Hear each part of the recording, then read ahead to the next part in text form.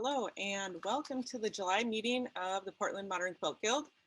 We'd like to remind you to please mute your audio and turn off your video, and we do have closed captioning available. And if you are having problems with your closed captioning, please make sure to send Erin a message in the chat box. You can just send it to her and she can help you out.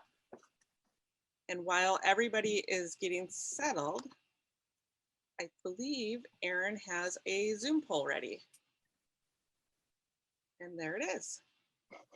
And while you are reviewing these questions, I will go ahead and thank our business sponsors. So thank you to Modern Domestic, Bolt Neighborhood Fabric Boutique, Aloha Sewing and Vacuum, and Montevilla Sewing Centers. I am going to do a quick programs preview of the programs that we have throughout the rest of the year for you. Next month, we will be welcoming Sujata Shah. She will be giving a presentation entitled Stories and Stitches, and that meeting will be August 19th at 7 p.m. She'll also be offering a workshop, which is how to make a Kwandi city quilt, on August 21st. And the scholarship for that is available right now. You can sign up on the website to be considered. And her workshop will go on sale July 19th at 6 p.m. In September, we'll be welcoming Krista Hennenberry. And I want to make a note that our September meeting will be a little bit earlier in the month. It will be on September 9th, but still at 7 p.m. And she'll be presenting her Search for Signature Style lecture. And she will be offering a workshop, Speed Date with Improv, on September 18th. Our scholarships will open on August 2nd, and they will go on sale. The workshop will go on sale August 9th. In October, we'll be featuring Tara Miller, and Tara Miller is a quilt historian, and she will be presenting graphic quilts of the 20th century. And that will be October 21st.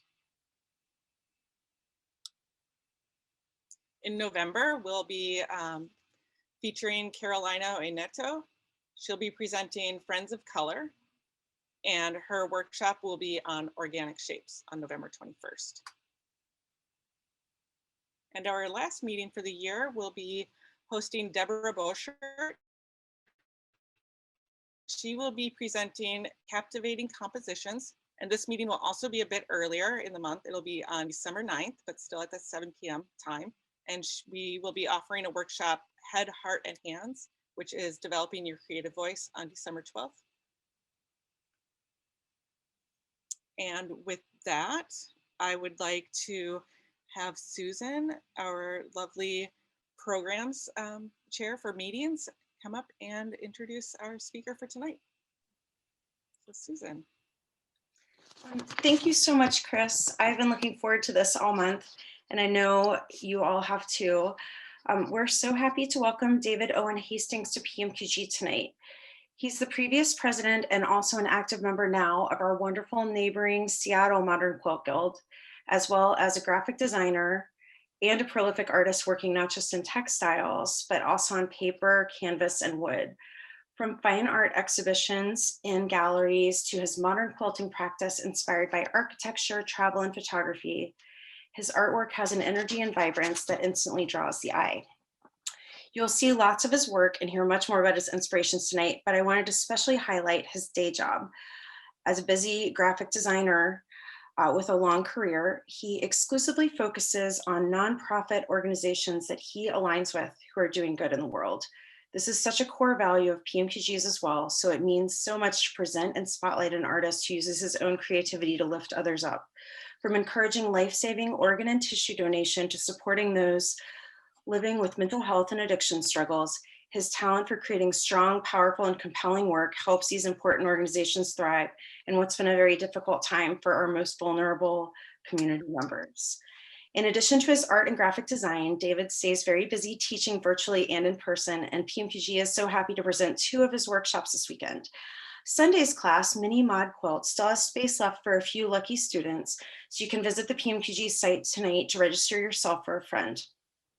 David, thank you so much for coming to PMPG tonight.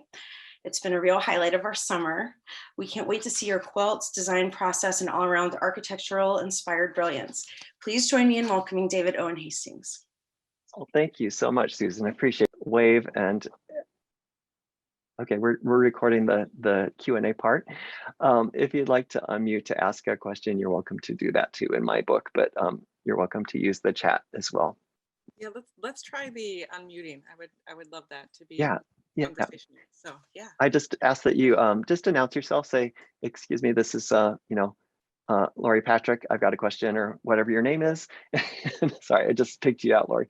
And just let me know who's talking, because sometimes I can't see everybody on the screen. I'll start. Any question? I can Go. start. This is Chris. Chris. So you mentioned that your grandmother taught you how to sew. Was she also a quilter? And do you have any of her quilts if she was? Oh gosh, wouldn't that be cool? You know, quilting was not in my family at all.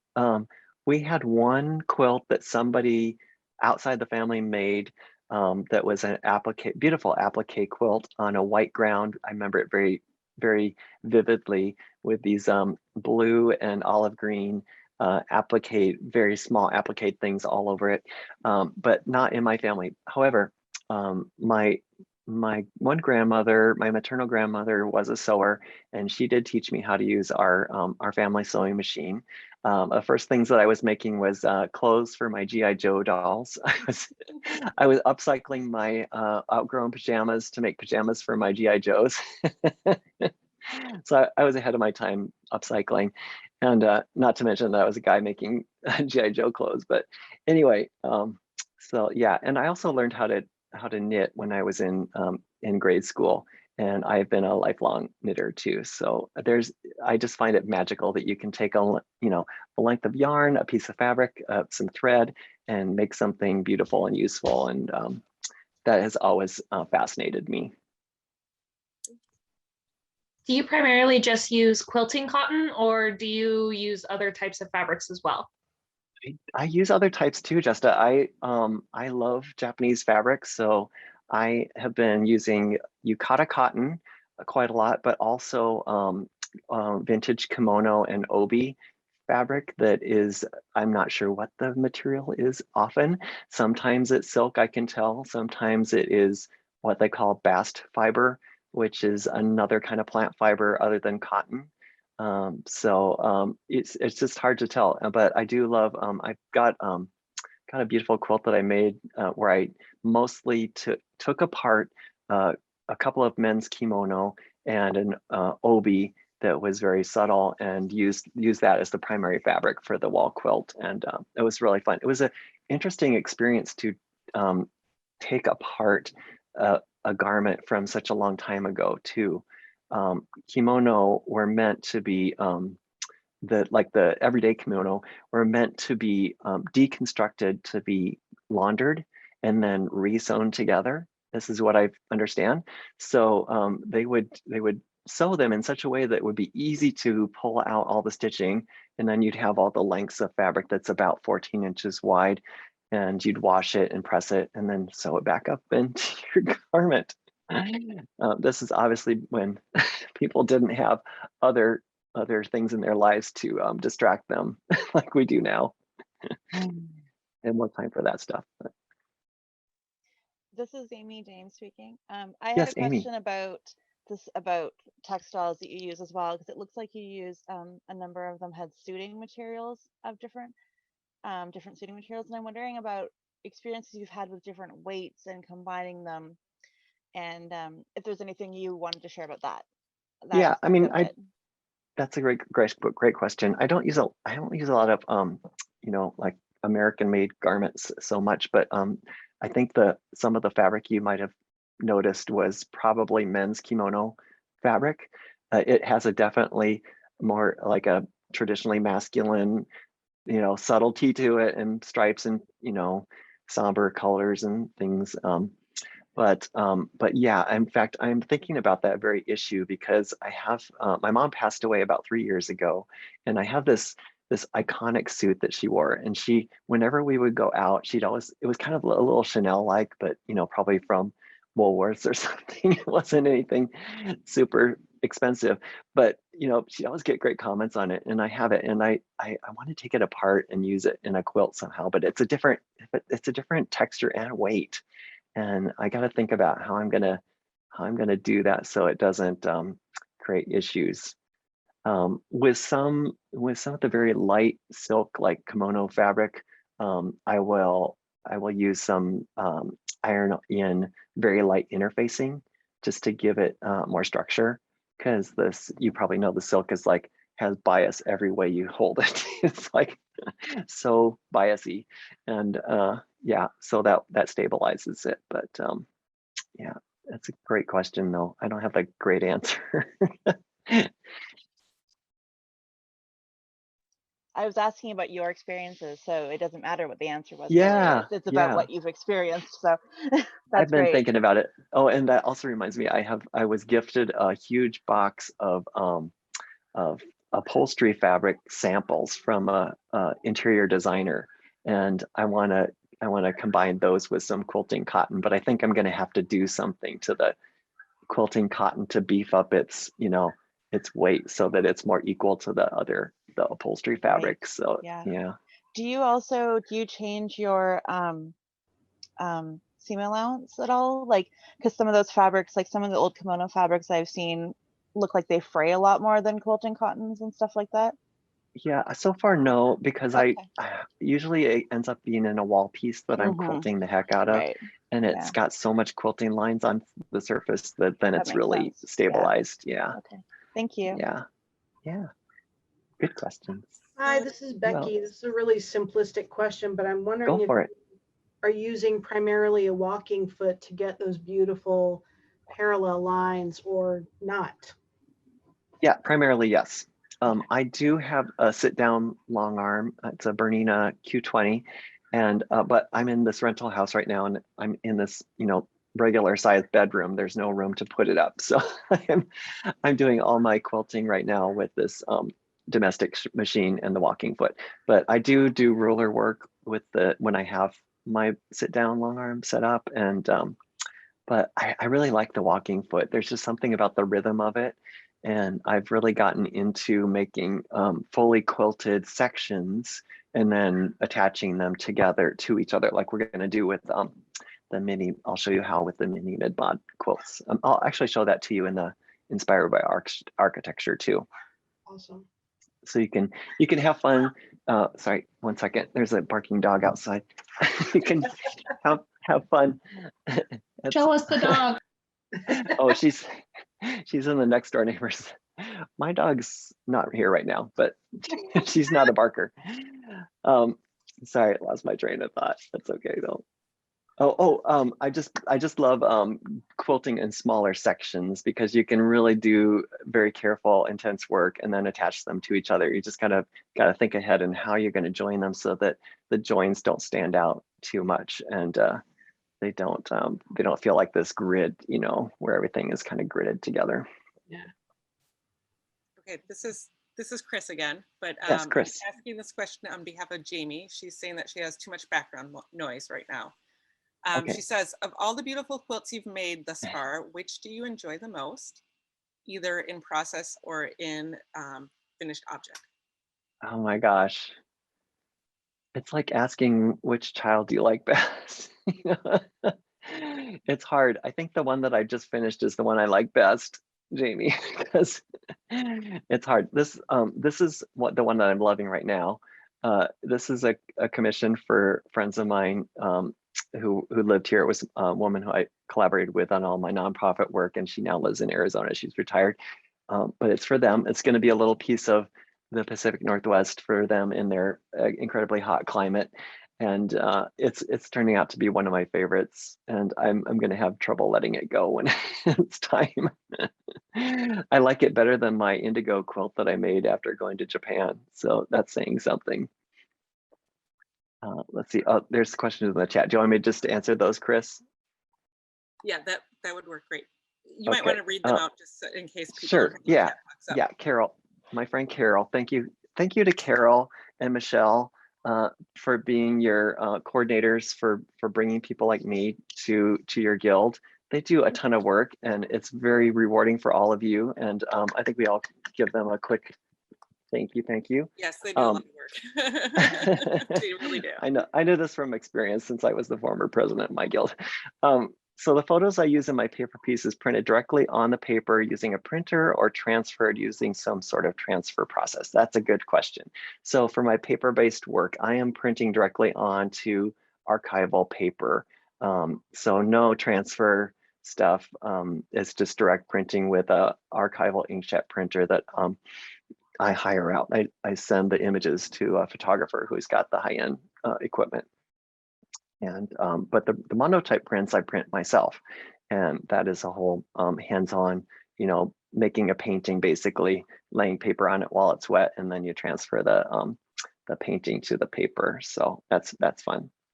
And then Barbara A asked, how did I get into art and quilting? Did I study train as an artist in college? That's a really great question. So I actually started out my college career wanting to be a pharmacologist and doing pharmacological research.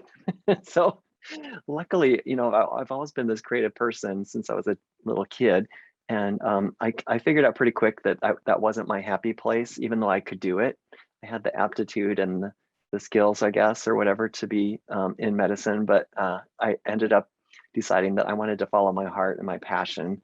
And so I actually changed and studied graphic design in school.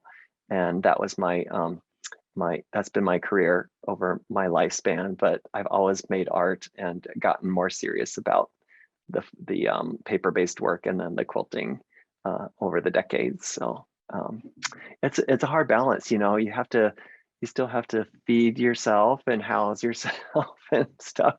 And as you know, for most artists, only the lucky ones can only do one thing. So I'm lucky that the things that bring me income and satisfaction are all creative outlets. So I feel very lucky that way. Okay. Seeing if there's any. Oh yeah, the colors feel very Pacific Northwest. In fact, I'm calling this one Cascade because of the Cascades, and it's kind of this cascading shape in that blue quilt. Let's see, any other? I don't see any other. What is a monotype? Okay, so Anne pasted a link for that from the Art League about what a monotype is. My short answer is a painting that is printed. So if you can imagine just making a wet painting, putting paper down on it, and then the painting gets transferred to the paper. That's basically, in a nutshell, a monotype. So, anyone else got questions? Anybody gonna try? Well, y'all have your cameras off. Anyone gonna try stitching some paper? If you haven't already. All right, Chris is. I'm Barbara. Yep. Yay. Okay, it looks it's like really fun. Lots of yeses in the chat. Good. Yes. Good. Yeah, I'd say you don't have to have anything fancy. Just grab some cool magazine images, some stuff out of your recycle bin. I teach the stitched paper collage workshop, and it's all about using repurposed stuff if you can find it to make into art. It's very fun to do, and you don't need anything special. You don't need a special needle for your machine. In fact, you can just use an old dead needle from your dead needle jar, because it doesn't have to be super sharp. It's just a standard sewing machine needle will stitch through paper just fine. Okay. It's like Marcy's done it. Oh, and Sheila too. Awesome. All right. Well, I guess if there's no other questions, thank you so much for joining us, David. And you're so welcome. Thank you. Yeah, I want to mention that I believe that there are still spots open for the mini mid-mod class on Sunday. Right. Anybody's interested, you should snatch it up now, because I think, honestly, I think there was only 2 spots left.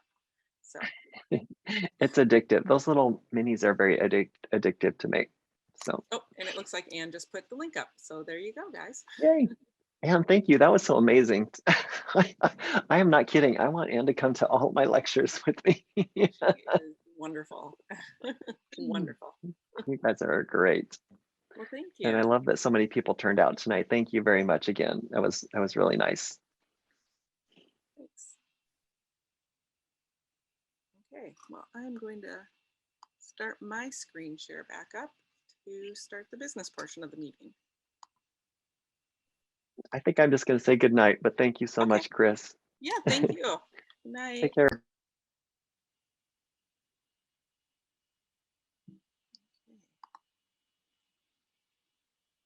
So up next is Dawn Kaiser available. She wants to talk to us about the Dream Vocational Sewing Program that she is a part of.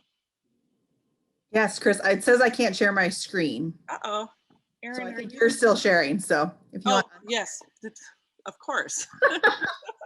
Well, and then we'll get it going, right? Yeah. Okay, let me just stop my share. Okay. Perfect. Thank you. Yeah, sorry about that. That's all right. You're totally just fine. No worries. We'll get it going here. Let me pull my screen so you guys can see. Well, I am so excited to be with all of you ladies. And I know Chris just said, keep it short and sweet. And I could talk about our Dream Sewing Program forever and ever. But I loved hearing David. So I am not a quilter myself, but I love receiving quilts as a gift. Always receiving quilts. I will say the two special quilts that I have, my dad passed away in 2003. And my aunt took all of his like special clothing that we remember and put that together. And then when I moved to Oregon in 2018, my mom made me a quilt to always kind of cover myself as I came out here in the Pacific Northwest as well. So those are my two favorite quilting episodes or gifts that I remember. So I want to share a little bit about African New Life and our sewing program. Just want to kind of let you ladies know about it and see if you might be willing to come alongside us. So I want to share a story. I want to start off by telling you a little bit about Vestine here, who you see. She is 25 years old and has one child. She is the oldest of 7. She's been raised by her grandmother. She was sponsored through 7th grade over in Rwanda, but her sponsor ended up passing away and she could not continue. So after leaving school, Vestine went through a horrific experience and was assaulted and became pregnant. And her grandmother helps her care for the baby, even though the father is not in the picture. Vestine struggles to provide because she cannot find a reliable job, but does sometimes find part-time work. Her goal is to use her new sewing skills to open her own business and support her family. And I share Vestine's story because it is not an atypical story that we hear about the women in Rwanda. I have been blessed to work with this nonprofit for a couple of years. They have been, as you saw on the beginning slide, doing this for 20 years, but it's a typical story that we see. And when these women come into this vocational sewing program, it offers them an opportunity to actually support their family and to start a new life as well. Just a little bit about Rwanda, because I'm not sure who knows about Rwanda or is familiar with Rwanda. 45% of Rwandans actually live below the poverty level. And so Rwanda is actually on the eastern side of Africa. It's just below the equator line. A majority of the population is women. And if you know anything about Rwanda, I'm going to venture to guess most of you have heard of the genocide that happened in 1994. And a majority of the people who died during the 1994 genocide were of male population, which is why there's a majority of the women left, which means that in this country, we have women trying to support families that are without counterparts or partners in their lives. And an average income is $1.90 a day. So if you guys can imagine, I know David talked about not being able to make a living sewing. They can't, an average without even sewing is $1.90 a day. So that's not a livable income. And so with those stats, what happened in 2005 is Florence Magishu, who is our co-founder of African New Life, knew that to continue to help her country transform after the 1994 genocide, she needed to help the women of her community begin to dream again.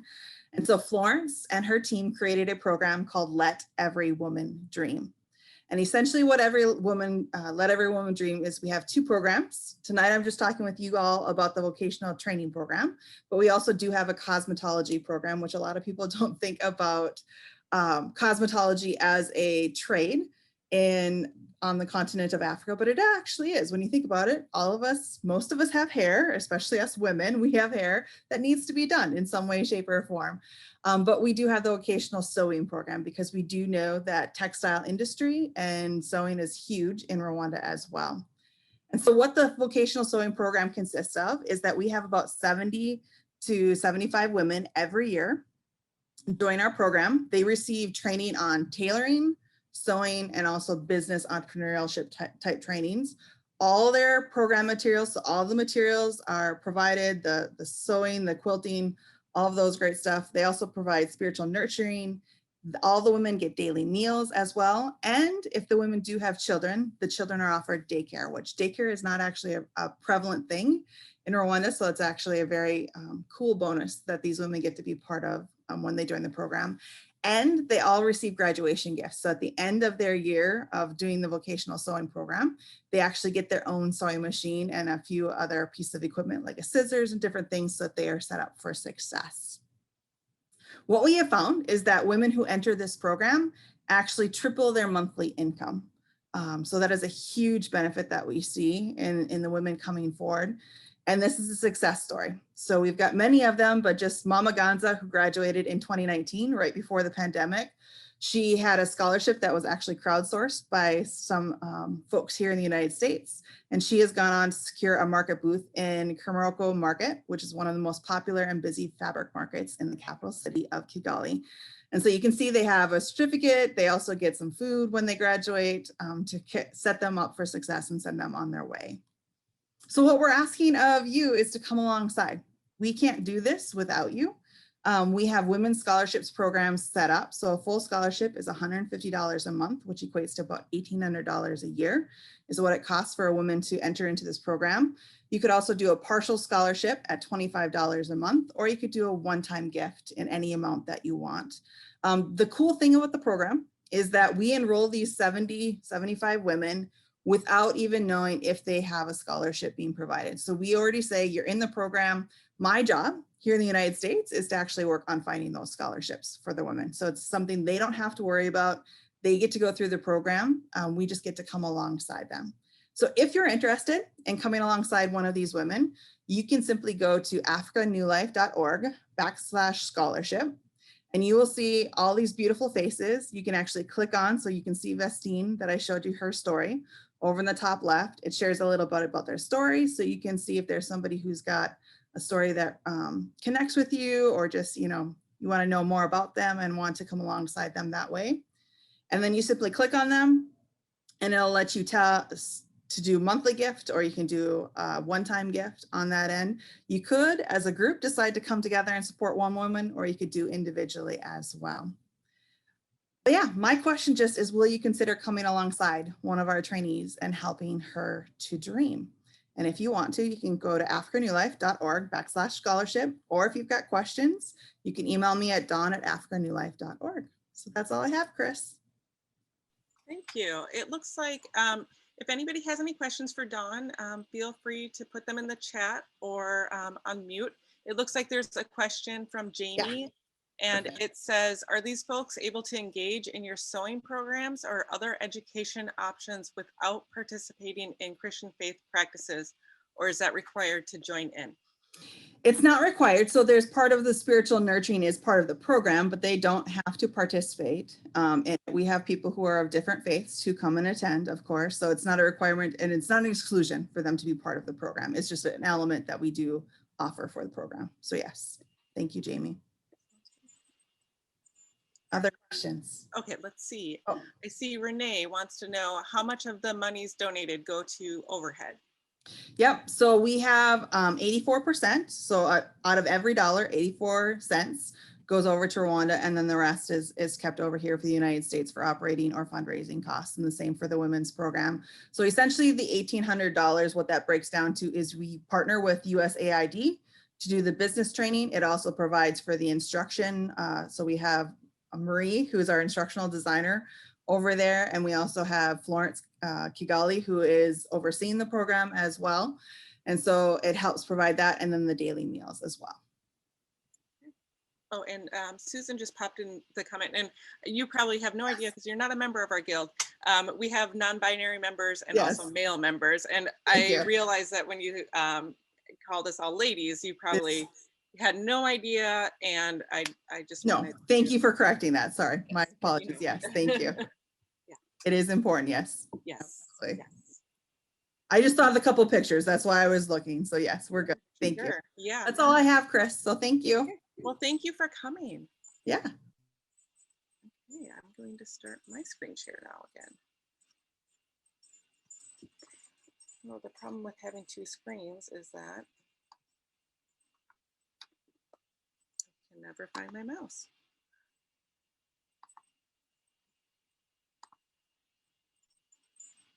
Okay, so I think if Kimberly's here, she's going to talk about sisters.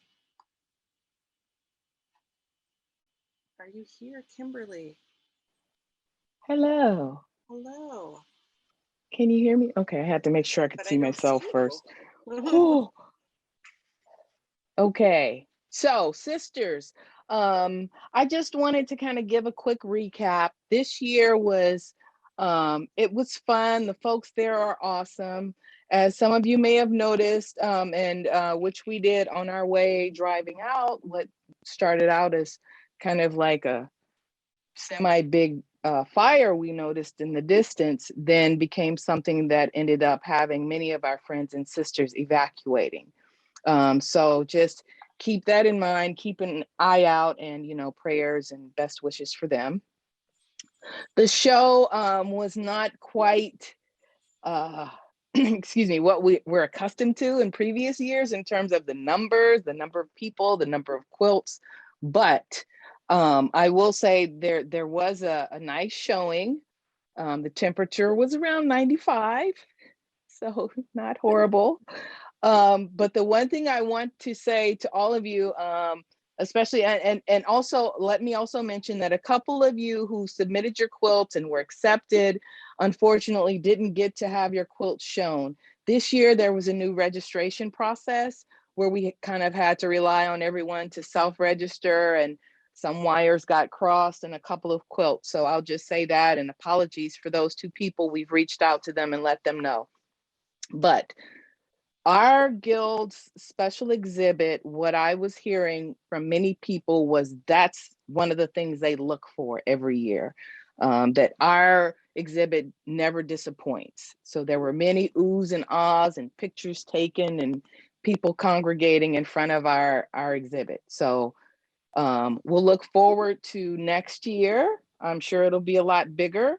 And we'll start thinking about what our theme should be so we can get all of you started in sewing or thinking about quilts you may already have that could be a part of that exhibit going forward. So yeah, so cheers to next year. And thank you for all of you who participated this year, and especially those of you who came out early and helped us hang and stayed there with the exhibit. And we were like shouting out, "This is Portland Modern Quilt Guild's special exhibit." And people were like, "Oh," there was like applause a few times. So yeah, it was really fun. Hey, can I ask a quick question? This is Becky. Yeah. So this was my very first Sisters Outdoor Quilt Show because we just moved here in 2019, got locked down. So that's my first one, and I was really looking forward to it. So I mean, I thought it was huge. So how much smaller was this one compared to the norm? And is it always 95, 96 degrees on the day? Because man, that made my dogs really sad. I'm talking about Right. Whew. Yeah, that's one of the things. Definitely, there is usually heat, which is preferred over rain, right? Because if a drop falls, the coordination that happens to pull those quilts down is amazing. But yes, I'd say it was probably around less than half of what it would normally be. I mean, usually driving in, there's signage everywhere. There's like bus parking here, RV parking here, those kinds of signs. And I didn't see very much of that at all this year. So. Yeah, I'm seeing in the chat that there's usually about 10,000 visitors and about 1,200 quilts. Yeah. And that you definitely. I mean, yeah, I kind of feel like I missed out, but I'm kind of glad I've got in on a kind of low roar year. Yeah, an off year. And you could definitely feel the difference walking through the stitching post. I'm like, this is the checkout line? Cool. Usually it's like, so. Well, thank you for that update.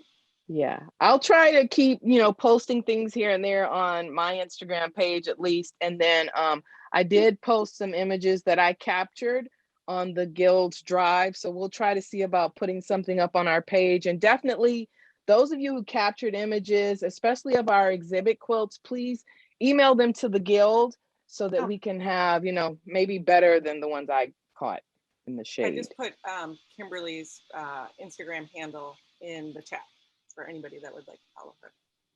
Thank you. You're welcome. I'm trying to be Anne. Yay. Okay. She's learning us. Right? Okay, and then this next one is also me. So our DEI committee has been you know, life gets in the way, many things are happening, but we're trying to kind of formalize things and set up a regular cadence in terms of meetings. So, and I'm reading my notes to make sure I catch everything. So we're inviting new members. Please join us. Send an email to the Guild if you're interested in participating. We'll be meeting on Zoom in early August, discussing some of the issues around accessibility, inclusion, and living our values as our Guild grows and we consider meeting in person again. I'll be working with a professional facilitator to plan an anti-racism education opportunity for our entire community. And we'll be thrilled to share more on that soon. So please email us, portlandmodernquiltguild.com, and to join us or with any questions. Thank And you. this is the date, August 11th at 7. Yes. Thank you, Kimberly. Yeah. Okay, and Susan or Allison, I'm not sure who's going to talk about this. Chris, this is Susan and Allison. I'm really excited to have you join because we're each going to share part of why we're, you know, most excited about the fabric fundraiser this year. I'll just start off, and then Allison, if you can jump in to share about the organization you're closest to, that would be amazing. We're really excited to announce the 4th annual PMPG Fabric Fundraiser, which just like last year will be virtually hosted on our PMPG Gives Back Instagram. If you came to the first 2 years of Fabric Fundraiser, they were in person at a regular meeting time. But since we've gone digital with everything else, we've had a really amazing transition towards sharing this fundraising opportunity with even more people and keeping it open for an entire weekend instead of just, you know, an hour and a half in person, which, you know, there's a silver lining to everything, right? So our members have always been so generous in donating fabric and sewing supplies. So if you have items to share, please stay tuned and we'll have all the details ready in September. But save the date for October 22nd to 24th, which is the weekend after our regular monthly meeting. And you can shop for amazing treasures that will benefit 2 wonderful local organizations. Allison Evans and I will be co-leading this event, and we're so excited about the 2 nonprofits we'll support this year. We wanted to share a little about them. So thank you, Allison, so much for letting us know about CARES Northwest. Yeah, thank you, Susan. CARES Northwest stands for Child Abuse, Child Abuse Resource and Evaluation Services, and it is a collaborative organization between Randall Children's Hospital, OHSU Dornbecker, Providence, and Kaiser that helps to evaluate and treat children who have been victims of abuse, and as well as providing education to help stop abuse. Child abuse is one of the biggest epidemics that's facing our children, but it's also one that is very hard for people to talk about. So not a lot of people really realize how prevalent it is. And I really appreciate PMQG for giving this opportunity to raise awareness and funds for CARES Northwest. Statistics show that about 1 in 6 boys and 1 in 3 girls experience abuse by the time they're 18 years old. So it's a very prevalent problem, and research also shows that if children don't receive the right intervention and therapy and treatment, then they can go on to having a higher risk of ongoing mental and behavioral health problems, addiction, perpetuating the cycle of abuse, and all those kinds of things. So the work that they do at CARES is really important to intervening and to giving children and families the support that they need to overcome the trauma and to move forward with healthy lives. And then they also provide prevention education to all the middle schoolers in Portland, Hillsborough, and Beaverton. So that's tens of thousands of kids per year learn how to help take care of themselves and others to stop abuse. And then also there's education provided to foster parents and adults who work in settings with children. So the ultimate goal is to prevent child abuse so that there aren't so many kids that need to be treated. Also, it's a bilingual and culturally competent organization, so families can receive all of their care in their native language that are coming in and needing this help, and they're receiving support throughout the entire process, both medical therapy, and then also if there's if it becomes a court case or something in the legal system, there's support for families to navigate the complexities of that too. So I work for Randall Children's Hospital, so I tangentially do some projects with the staff at CARES, and every time I meet with them and talk with them, I'm just really impressed by their expertise and their passion and their commitment to helping these children and really working through some of the toughest stuff that we could ever imagine and doing it every day to help these children have a healthy future. So I am really happy that we can do a little bit here to help contribute to that work. Thank you so much, Allison. It really means a lot to learn more about them. I've lived in Portland for almost 25 years and wasn't aware of all that they're doing, and your care for them really shows. So thank you so much for partnering with me on this. It's always been such a special part of our year, but especially now that we've all lived through such a hard year and a half, it feels like these organizations could use, positive support and financial support more than ever. I'll share a bit about Outside In and then finish with just a really quick overview of how we're going to do the fundraiser for anyone who wasn't here last year and would love to hear any thoughts at the Guild email, which we've put in the chat. So anyone with questions, please feel free to ask now or follow up. We're happy to chat with you anytime. So Outside In, for those who may not live in Portland, I know we have many members in other areas, and we've always focused on our local organizations just because we want to keep our support really focused on different organizations each year. But we'd be happy to talk about organizations in other areas. If you'd like to duplicate what we're doing or widen the path, that would be great. So Outside In, since 1968, has transformed thousands of lives by helping break the cycles of chronic homelessness, poverty, and poor health among Portland's LGBTQIA+ community, people of color, those experiencing homelessness, and the underserved. They offer thoughtful and trauma-informed mental and physical health care and are committed to building relationships with their patients, ensuring that everyone is cared for, respected, and receives the medical treatment that they deserve. Outside In's drop-in day program also provides services like meals and showers and helps young adults connect with a supportive and caring community. They offer 3 healthy meals a day, hot showers, laundry facilities, a place to receive mail, and support and information on available housing options, all in a safe and affirming place. I want to add a tiny personal fact, which is when I was talking with my husband about this after Allison and I chatted yesterday, I never knew this, but he, when he first moved to Portland 25 years ago, his first volunteer outreach was with Outside In, and he and a volunteer partner walked around downtown Portland offering young people experiencing houselessness Advil, tampons, clean socks, and just a chance to connect and get more information on coming into the clinic and facility. So that was really cool to hear. The year before I moved to Portland, he was already involved with helping them.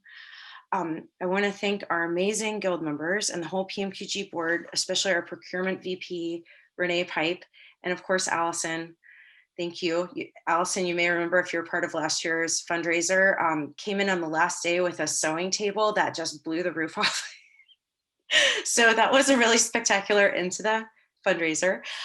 Thank you all for your support in making this very special event happen again. And I'm just going to mention quickly, not to take all our time tonight, because we have 3 months to get this off the ground. But what happens is any members or organizations or companies who are interested in donating, we are thrilled to accept those supports. We use your photos and your descriptions and credit you and thank you, put it up on our Instagram, and then people can bid for 3 days. And the winning bid at the last minute receives the item, and they'll make a donation directly to CARES Northwest or to Outside In. You could also split it. It's up to you, but you'll make your own donations directly. And then you email or Instagram message a screenshot of your donation, and then your contribution will come to you via the donor. So it's a really wonderful system. And as our amazing treasurer Angel points out, it's a lot easier for the guild because no money comes in and no money goes out. It's all our incredible members. So if you have any questions, please let us know. Allison, thank you again. You're amazing. Thank you both of you so much for organizing this year. Last year was great. So thank you. Let's see, and I will say that if you do donate, you will usually ship what you've donated to the recipient. So, okay. So charity sew drop off and pickup is happening this weekend, or not this weekend, sorry, July 24th from 10 to 1. And the address can be found in members only section of the website. So at Charity Sew drop off, they will have quilts that are basted that are ready to be quilted. So if you want to practice your quilting, this is a great time to do it because all of these quilts, or most of them, go to Dornbecker Children's Hospital, and the kids do not care what the quilting looks like. So it's a great time to practice quilting. You can also pick up quilts that need binding if binding is your thing. And there are also quilt kits that you can just piece together a top. There's long arming, quilts for long arming if you are a long armer and would like to long arm something. And there are wonky star block kits. And our YouTube does have a tutorial on how to make those. So all of that can be dropped off and picked up on the 24th. Our charity zipper bags program is still active. There's kits available. You can drop off and pick up on Mondays. The phone number to text before coming is in the members only section, just to make sure that the kits are available, and just to not show up, oh, it's Monday. And they still need donations of gallon-sized freezer bags and fabric that is a half yard or more. And these zipper bags are then donated to Portland Homeless Family Solutions, and they fill them with personal care items and give them to people in need. Our free table is this weekend from, I believe it's from 10 to 3. That is a typo. Yes, I see that, Anne. I'm sorry about that. I forgot to change that at the last minute. So 10 to 3 in Gladstone, which is like right off of 205, easy location to get to. It's in the actual locations in the members only page. After July, in August, Nancy Stovall will be hosting the free table in her studio, or at her studio. I'm not really sure where she's going to put it, but we'll see. So if, as you know, Nancy is one of our business members. She has a quilting studio. So if you have something that needs to be long armed, I'm sure you could drop it off there too. So thank you, Nancy. And we are looking for a host for September through November. So if you would like to host the free table, please email the guild.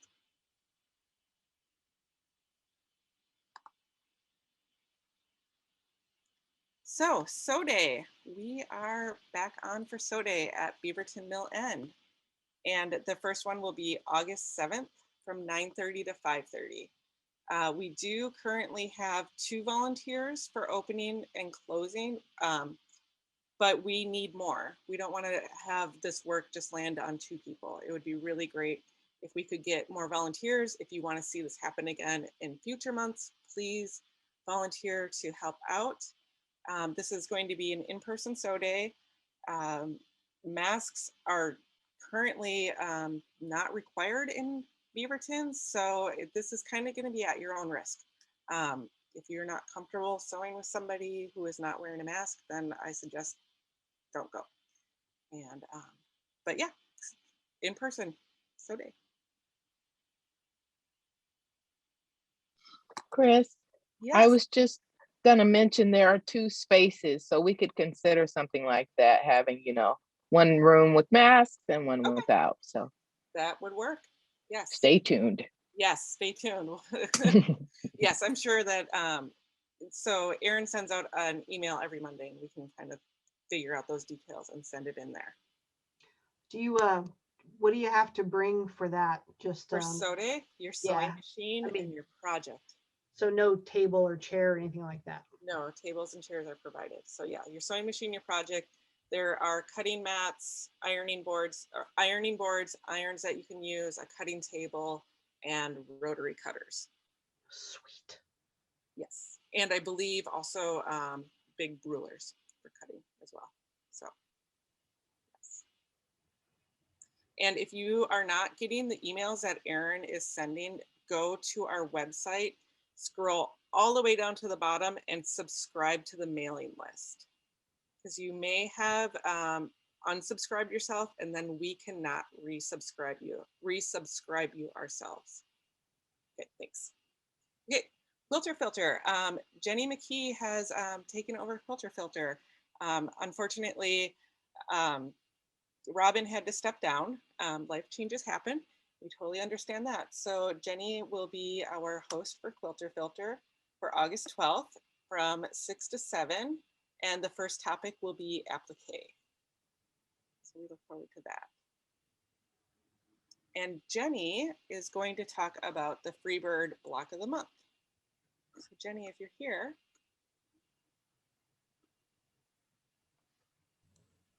First, I've got to get unmuted. Okay, no worries. This is, the Freebird Bomb is coming from the Thread House group, which is in Scotland. And I normally wouldn't put this forward, except I've done the retreats and I've been doing Joe Avery's bedding plants quilt along. And the reason I'm bringing this forward is they're doing an outreach to create a community of quilters around the world. They had 400 in their last year's one, and they're offering a 10% discount if 10 or more of a guild want to get together and do this quilt along, this block of the month together. And so I thought, well, offer it up and I'd be willing to be the host for it. The quality of their instruction is fantastic. The cost is 70 pounds, which is currently about 97 right now. But if you would be interested in this, you could email the guild and Chris will gather the names for me, and then I'll contact Joe Avery to ask her how we facilitate this. There'll be a private Facebook group. They've developed, I know all this because I spent a morning listening to a Instagram live feed from Scotland with the 3 of them, Lynn Goldsworthy, Joe Avery, and Karen Lewis, talking about how they developed this and put it together. And they're going to be doing 26 motifs that will be covered by about 10 or 10 plus different quilting techniques. And they're, in addition to the ones that they'll be doing each month, they'll give instructional videos. They're going to have times that you can log in and talk to them over that, over Instagram. And So as you can see, there's some other things. And I do want to say their sponsored monthly giveaways are fantastic. I can attest to that because I have a 28 fat quarter bundle of fabric winging its way to me over the pond because I won the raffle for the bedding plants quilt along for the poppy one. So I'm excited about that. And there's some really great ones. I do want to let you know, as a retired librarian, I'm not very free with using other people's pictures, but I do have Joanne Avery's permission to have used their pictures in this slide. So when it gets republished as the meeting notes, that's going to be okay. Do that. So if you're interested in doing this, what we'll do, I've talked to Chris about this, we'll have a monthly meeting on Zoom where we can talk about problems we're having or fun that we're having with doing this. Each of these blocks is a 12-inch block. So you can arrange it, and they're going to be giving information on how to change the motifs around if you want to do that. I've figured out I'm either going to do 35 of the blocks and do a twin quilt for one grandniece, or I'm going to make 40 blocks and make it into 2 youth quilts. So lots of methods. It's done in here with solids, but in the group meeting that we were having, people gave other ideas, and one I thought was interesting, although I probably won't try it, is to do black and whites as the background prints and bright color pops here and there, which would be another very modern look for that. So if you're interested, please email the guild, and here I was going to pop up.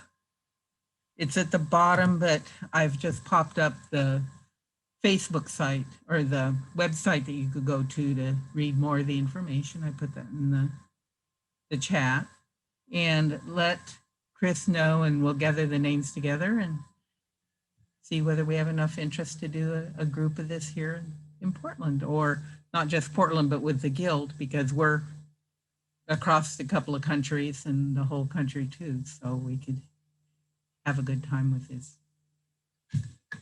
Thank you, Chris. Thank you. So yeah, just to reiterate, Jenny will be forming basically a small group around this block of the month. So if you're interested and you're a little intimidated by some of the techniques, this would be a great place to learn. So thank you, Jenny. Yeah, you're welcome. And most of these techniques I can help people with too, but I've used the Thread House instructional videos, and they are really well done and fantastic. So. Great. Thank you. Just a reminder that QuiltCon is coming up. Registration is August 4th. Since our membership is a little bit strange and you have to opt in to Mpg membership, please make sure, if you're planning on going to QuiltCon, please make sure you are an Mpg member. And how to do that would be to go to the Mpg website and try to log in. If you cannot log in, then most likely you're not a member. Then email us, Portland, to figure out what's going on with your membership status. And please try to do this like now, because if you wait until August 3rd, you know, it's a human being putting in the information on our side, and then it takes another human being on their side to upload it. So it's an extremely slow process. So please, please, please, if you are wanting to register for QuiltCon, make sure you are a member. And with that, we are hosting the QuiltCon community outreach quilt. We are still looking for designs. The designs can just be a rough sketch. It doesn't have to be a full-on pattern. Our volunteers can help you with patterning and if you need it.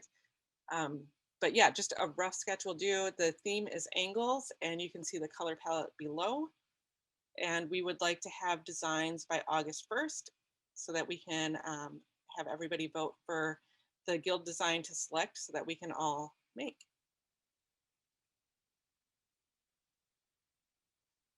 So the block of the month this month. So our block of the month is Mother, designed by Tara Evans of Tara Lee Quiltery.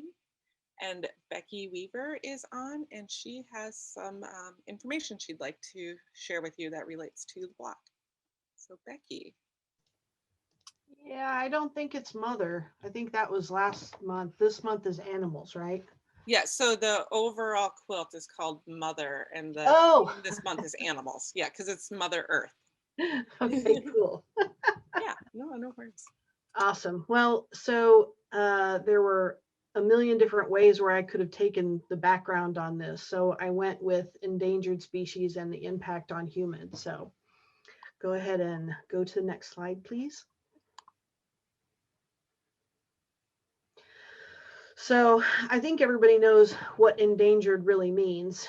Those are the animals that are threatened by extinction, meaning they won't be with us anymore ever, not even by a genetic miracle a la Jurassic Park, right?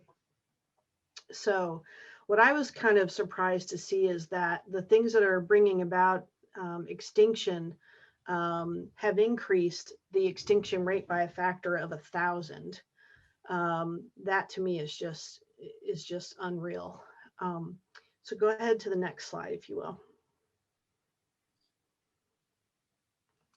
So extinction or endangerment can happen a couple of different ways, primarily. And one of those is the loss of habitat. And the other one is a downgrading, I'm using the wrong word, but of genetic diversity. So I'm focusing on habitat here because, like I said, there are so many paths that I could have taken with this. So, I think we've all heard about housing and agriculture and industry, all reducing the habitat of native species. But because the rainforest is so chock-a-block full of species, not just animals, but also, other plants and wildlife, it kind of is a poignant moment to really think about what happens when all of those trees get destroyed. And this particular species that I'm showing here, I don't think is actually a rainforest species, but it is from one of the links in the last slide here about the 12 most endangered species right now. But anyway, as trees are destroyed, those animals that really depend on that habitat become endangered as well. And that has a ripple effect through all of the biodiversity. Go ahead to the next one. Yeah. So one of the things that impacts humans when this extinction starts to happen is disease vectors. And I don't really know if there's a link specifically to the pandemic that we're dealing with right now, but this is kind of interesting. A lot of people's families, I know mine has been touched by Lyme disease. And what I didn't know is that the parasites that are common, they often live on or around opossums, but opossums are immune to them, but their environment is causing them to die out and other species to come in and take their place in that eco cycle and environment. And the problem with that is that those animals are not immune to Lyme disease. And this is actually causing an increase in the spread of Lyme disease as a result. So everything has a direct impact. That last bullet there is that they're seeing kind of the same thing with the West Nile virus, links between the incidents and all caused by local reductions in biodiversity. So fewer animals that used to be there and now an increase in disease. Want to go to the next slide? So related to that, medical studies, and we know that we use a lot of information that we gather from studying different species of plants and animals to learn and create more medicines to help human beings survive and deal with illness and disease. I'm not sure I was aware until today that the poison dart frog is giving us valuable information about alkaloid compounds and how they behave in living organisms, which is important for the development of additional medicines for human beings. But also bears and how they recycle blood toxins during hibernation. So we learn a lot about these other species that seem completely different from us, and yet we can learn from them and we can help ourselves that way. So as these species vanish, we lose the ability to learn from them and whatever they can teach us. And I'm talking about what animals can do for us, and I just want to be sensitive to the fact that I just love animals in general, and I think we should love animals in general. This is just one impact on animals becoming endangered. I'm going to go to the next slide. So this is the last one before informational links, but bees is a topic that is near and dear, I think, to many of our hearts, particularly here in the Northwest. And so we know that bees are really endangered at this point, and they are so important for pollination. But birds and bats and butterflies also play a vital role spreading pollen and dispersing seeds, including fruit bats when they eat fruits and nuts from the plants, and then they disperse the seeds inside through their bat guano. So the extinction of this biodiversity really has a massive impact on our food supply. And no, that's not a fruit bat. It's just that this bat was so cute that I wanted to use his picture because I like cute animals. So there you go. There's a cute bat. And I've also gotten to be very good friends with YouTube during the lockdown period. And I've consumed a whole lot of rescue animal videos. So bats being one of them. So anyway, the last slide in this deck is just links to a lot of the information that I found while I was researching this for you all. And I hope you enjoyed that and found it informational and helpful. And that's it. Thank you so much, Becky, for putting all of that together. Does anybody want to add anything or ask any questions?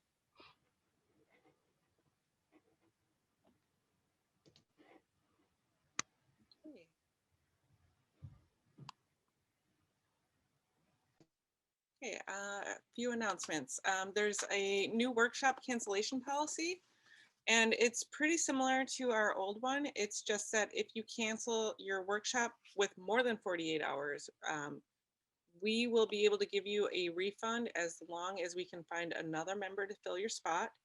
But if you cancel with less than 24-hour notice, we will not be able to give you a refund.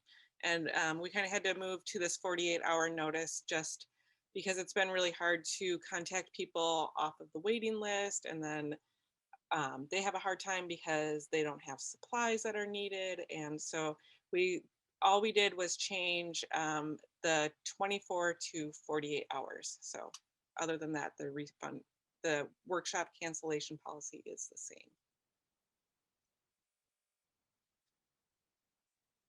So 2022 board members are needed.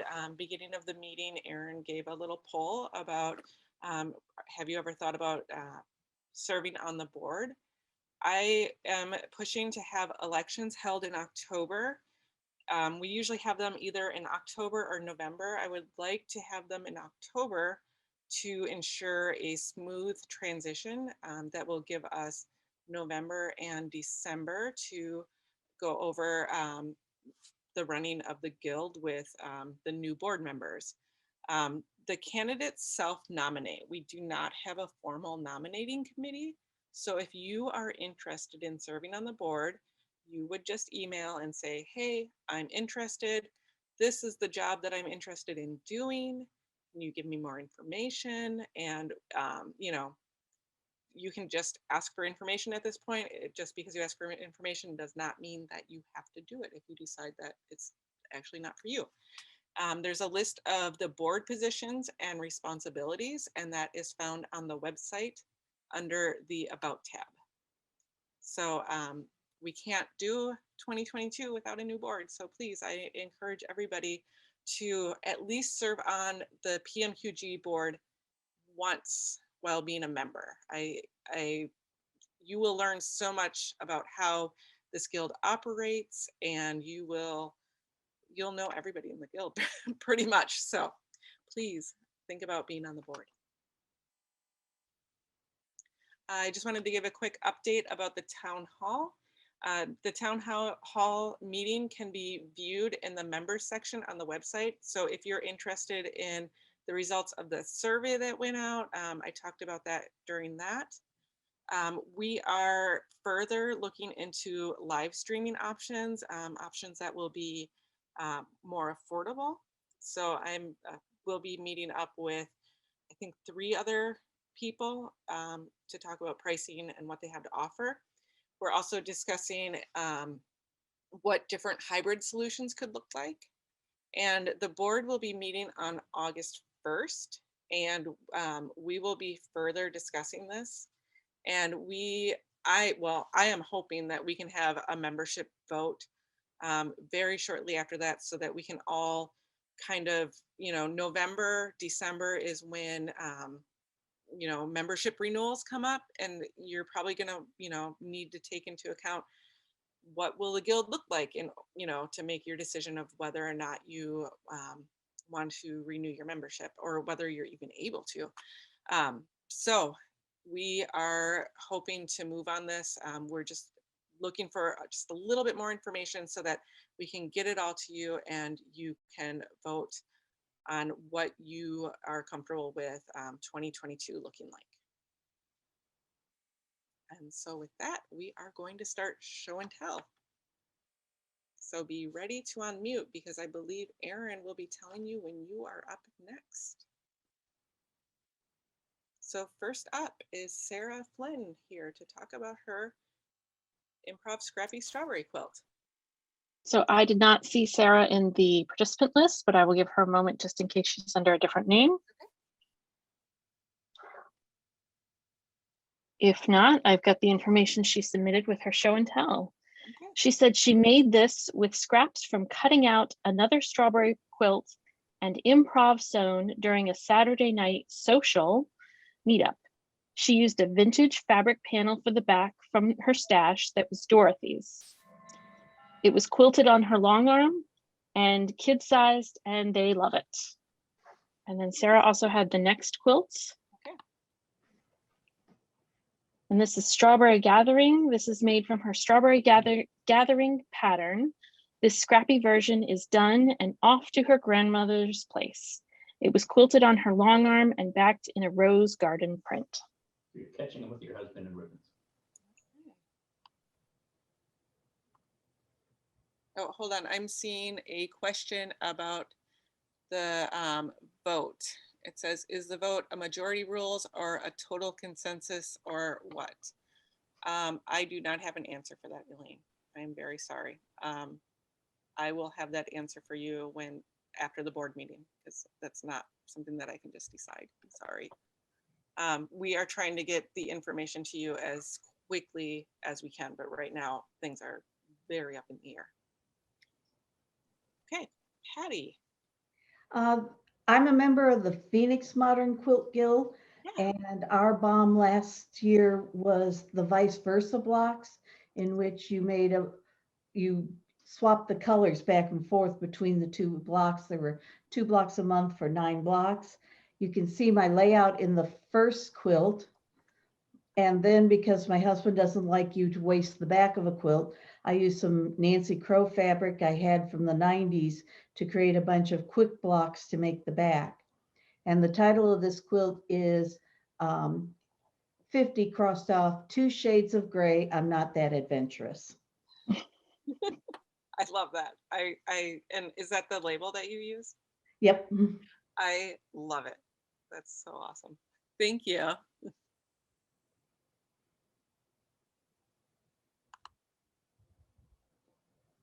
Patty, you have the next one now, so. Okay, I showed this last month, so I apologize for showing it again, but it's to let you know that it won 3rd place in the Hoffman Challenge for Modern category and 3rd place in the Orifil Awards. So I got 2 ribbons. Congratulations. And you know what? I wasn't able to attend the last month meeting, so I appreciate seeing it again. So, wow. Fantastic quilting. Thank you. Oops, did I skip one? No, I didn't. Okay. So Roseanne.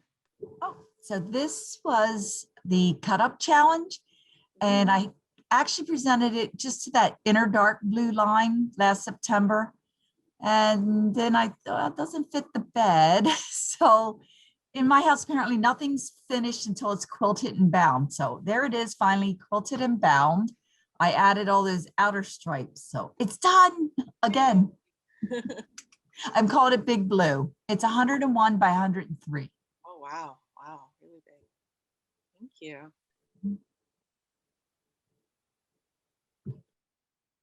And this is me again. This one I'm just calling Brad and Val because I didn't know what else to call it. And it's for my friends, Brad and Val. It's their wedding gift.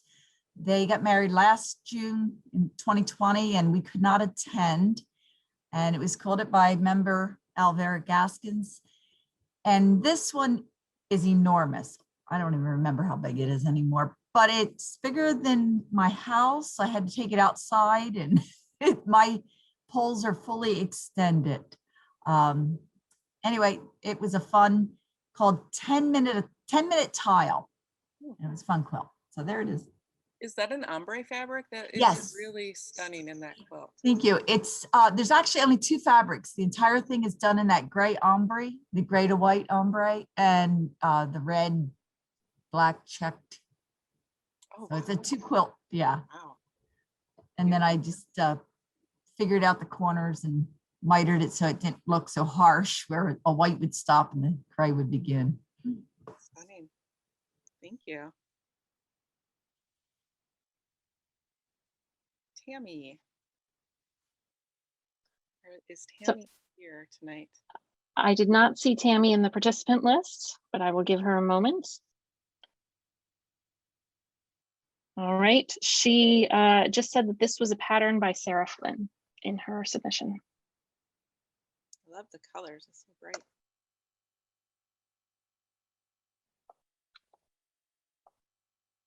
Hey, Tamara. Hi, yeah, this is my double vision quilt. It's from a book by Louisa L. Smith, and I took a workshop at Fiddlesticks in Vancouver in 2017. Of course, as usual, I didn't realize what I was getting into. What I was getting into was 3 layers of fabric to create this quilt, which took a really long time. Now it's 2021. And it was also very challenging to quilt through all those layers, but I just did horizontal lines on it. So yeah, that's the story on that. Did you do that on a domestic machine too? I did not, I did it on my long arm. Okay. And I had to rethread the needle like every 1.5 rows. It was not fun. I love all those prints. Well, thank you. And this quilt I made as a fundraiser. It was in an auction for the effort to recall our mediocre mayor man here in Portland. And it went for $420. So that was somewhat gratifying. And I did it all out of scraps, and it's completely improvisational, the letters. I just did them as I came to the next one. Awesome. I love those improv letters. Marcy. Can you hear me? Yes. Okay. I had problems last time. This is what I call my office quilt. I did a really crappy job quilting it, but this was the block of the month from a couple years ago, the tartan. Oh, the purple was all wool suits that I got for free and pulled apart. One of them was an actual Christian Dior suit. The back is all silk ties, another free thing that I got on from a neighbor who was getting rid of it. And yeah, it was a lot of fun. It's really, really heavy, and I had a heck of a time quilting it with the silk and the wool. Oh, but it was fun, and I love it. It looks great. Thank you. Jesta. So this quilt I started, I think actually at our January Portland Modern Quilt Guild meeting. You've all been there, you run out of sojo, you're not sure what you're doing, so you just need to do something. So this was quilted almost entirely from stash. The only thing not from stash was the minky back, which granted I probably had enough minky to do it myself, but I didn't. And then the binding, which you can't really see in this photo, but it's a nice, a really nice teal. And then I did like big stitch binding, which looks really, really great, but it was a giant pain in the ass, so I wouldn't recommend it. I quilted it on my domestic machine, and I have like 3 or 4 stars that I echoed, and those are the only quilting that's through all 3 layers. The rest is done just with the top and the batting through just like horizontal lines. So you don't see a lot of the quilting on the back, just a couple stars through the minky. Nice. But it's my cuddle quilt. I love the yellow. Thank you. Pretty. Jessica. Hi, it's my submission from to sisters, and when I heard the theme, I just thought of the first sprouts from after a wildfire that show up, and so there's that bright green and the black in the background. So I drew out the design, and it's all English paper pieced, and then quilted on my domestic machine. Wow, it's beautiful. Thank you. I think Betty was not going to present this one, correct, Erin? That is correct. Okay. So this one's mine. This one is titled Springtime Sunrise. I had no idea what to call it, so my kids named it for me, and I kind of like the name, so it stuck. And this I created for the Curated Quilts Mini Quilt Challenge, and it was accepted. And when I got my curated quilts, the magazine in the mail, I opened it up anxiously and then discovered that my name was not next to it. And it was not called Springtime Sunrise. It was called something else. And so they messed up and didn't credit me. And I guess it happened to a bunch of other people too. So it was kind of a bummer, but it was still published. So that was awesome, I guess. Anyways, I am going to make a bigger version of it, and yeah, I'm not done with experimenting with these shapes. So okay, so that will conclude our meeting. We kind of went a little long. Sorry about that, everybody. Here's just a summary of the important dates that are coming up. Our next meeting will be August 19th at 7 p.m. Pacific with Sujata Shah. She will be teaching her workshop, How to Make a Kwandi City Quilt, and the scholarships are now open, and it will go on sale July 19th at 6 p.m. The free table will be the 17th and 18th, and it will only go until 3 p.m. And Charity Quilts is on July 24th, and all of the location information can be found in the members only section. Let's see, some more important dates. There's a workshop with Krista Henneberry. The speed date with improv is coming up on September 18th. Scholarships will be opening up August 2nd, and it will go on sale August 9th at 6 p.m. The Queer Quilters small group is meeting July 16th via Zoom. You can find the Zoom information on the website in the members section. Sunday small group, they meet every Sunday. The next one is July 18th. And the block of the month small group is August 6th. So all of the Zoom information can be found, members only section, all of the dates can be found there too. And thanks for everybody for coming. We will keep the meeting open if people would like to stay and chat. So thank you. You may unmute if you want and start your video up.